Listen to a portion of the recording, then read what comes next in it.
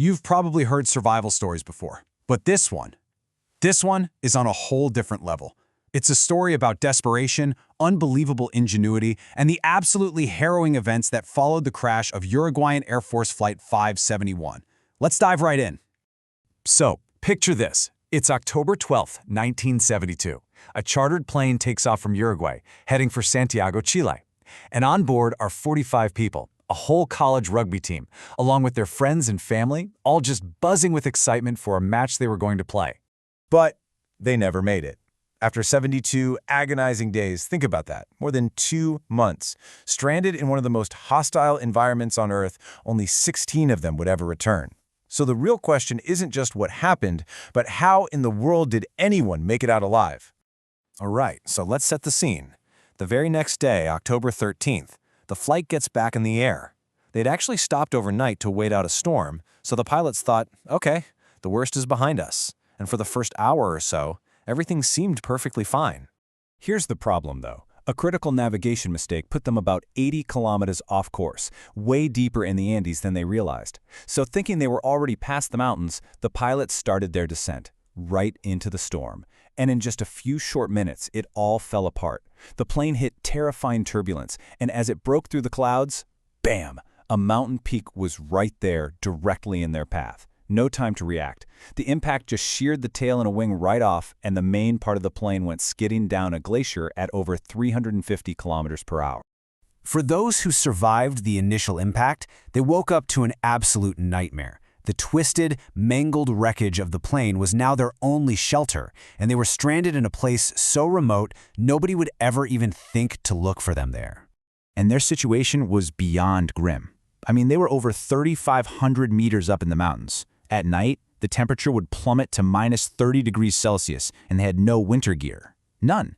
Now, 33 people actually survived the crash itself. But here's the kicker. After only 8 days, the official search was called off. Just like that. They were completely and utterly alone. Then, on day 11, a tiny glimmer of hope.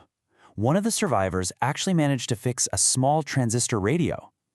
Can you imagine that moment? The whole group huddled together, just desperate to hear news of their rescue. Instead, they heard the single, most crushing announcement possible. The search had been officially stopped. The world had given them up for dead.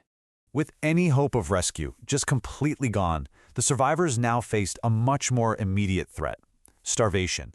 The tiny bit of food they'd managed to salvage was almost all gone. And when I say tiny, I mean it. We're talking 8 chocolate bars, 3 small jars of jam, a few bottles of wine, a single tin of mussels, and a handful of candy. That's it, for 28 people. The rationing was just extreme.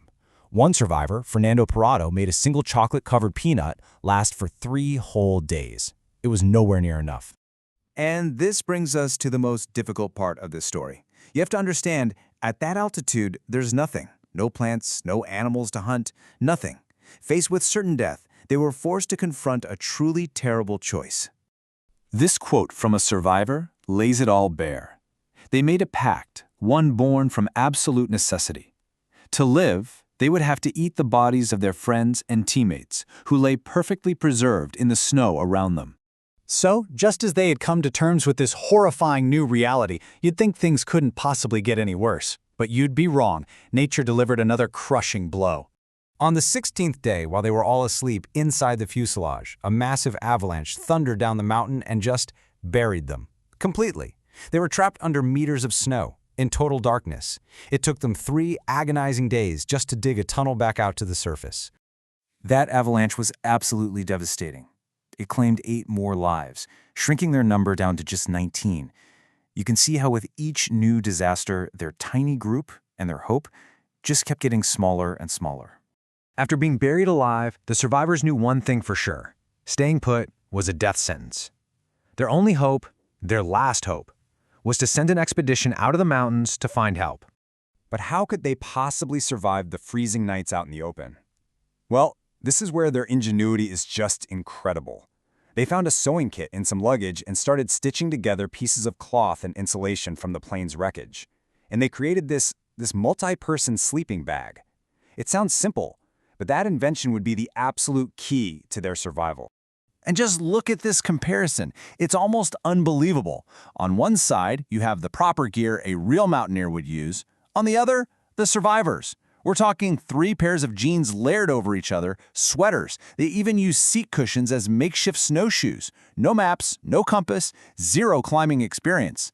What they were about to attempt was, by all logic, completely impossible. So on day 60, 2 full months after the crash, 2 of the strongest survivors, Fernando Parado and Roberto Canessa, they set out heading west. They believed Chile was just over the next mountain, and so began a grueling journey that would push them far beyond any normal human limits.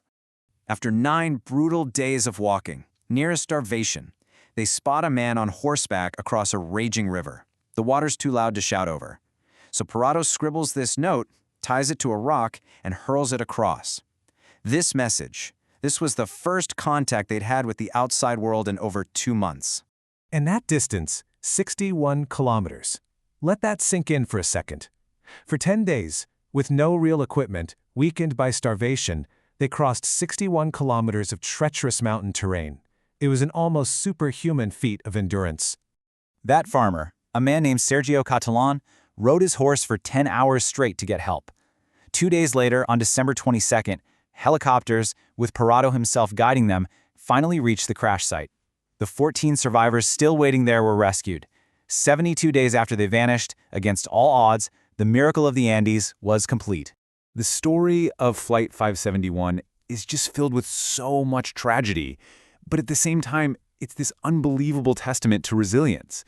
It really forces you to ask these profound questions about the limits of human endurance. Where is our breaking point? And what becomes possible when we simply refuse to give up?